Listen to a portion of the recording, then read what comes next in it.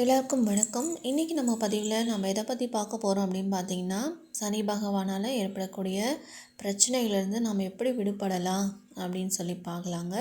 தீராத பிரச்சனை, இல்லை ஜென்ம சனி, அஷ்டமத்து சனி, பாதச்சனி, இந்த சனி பகவானால் ஏற்படக்கூடிய எல்லா பிரச்சனைகளிலிருந்தும் நம்ம எப்படி விடுபடலாம் அப்படின்னு பார்த்தீங்கன்னா, இதுக்கு ஒரே ஒரு பரிகாரம் தாங்க. சங்குப்பூ மலர்களால் சனி பகவானுக்கு நம்ம அர்ச்சனை செய்யும்போது எவ்வளோ பெரிய பிரச்சனைகள் இருந்தும் நம்ம விடுபடலாம். இதுக்கு நம்ம என்ன பண்ணணும் அப்படின்னு பார்த்திங்கன்னா, சனிக்கிழமை தோறும் வர சனி ஹோரையில், அதாவது காலையில் 6 to 7 அந்த நேரத்தில் பார்த்திங்கன்னா, இந்த நீல நிற சங்கு மலர்களால் சனி பகவானுக்கு நம்ம அர்ச்சனை பண்ணணும். அப்படி நம்ம அர்ச்சனை பண்ணும்போது நமக்கு ஏற்படக்கூடிய தீராத பிரச்சனைகள், அது எவ்வளோ பெரிய பிரச்சனைகளாக இருந்தாலும் சரி, நமக்கு இந்த சனி பகவான் நிவர்த்தி பண்ணி கொடுப்பாரு. அப்படி இல்லைன்னா பாதி அளவுக்காவது நமக்கு கஷ்டத்தை குறைச்சி கொடுப்பாரு.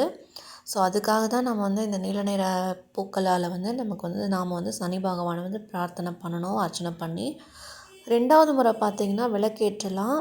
அதாவது சங்குப்பூ விளக்கு, அது ஒரு அகல் விளக்கு எடுத்துகிட்டு நல்லெண்ணெய் விட்டு தீபம் ஏற்றி அதில் ஒரு சங்குப்பூ, நீல நிற சங்குப்பூ போட்டு சுவாமிக்கு அர்ச்சனை பண்ணும்போது எல்லா பிரச்சனைகளும் நமக்கு நீங்குங்க. இந்த 2 முறைகளையும் நம்ம சேர்த்தும் கடைப்பிடிக்கலாம். அப்படி இல்லைன்னா தனித்தனியாக கூட நம்ம பண்ணலாம்.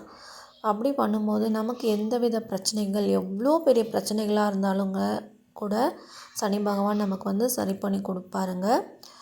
சனி பகவான் பார்த்திங்கன்னா, கொடுத்தும் கெடுப்பார், கெடுத்தும் கொடுப்பார்னு சொல்லுவாங்க. ஸோ அதனால் நம்ம எவ்வளோ பெரிய பிரச்சனைகள் விடுபட இந்த சங்கு மலர்களால் அர்ச்சனை பண்ணி வழிபடுங்க. இந்த 2 முறைகளில் ஏதாவது ஒரு முறையை பின்பற்றி நம்ம வழிபாடு செய்யும் போது நமக்கு ஏற்படக்கூடிய பிரச்சனைகளிலிருந்து விடுபடலாங்க.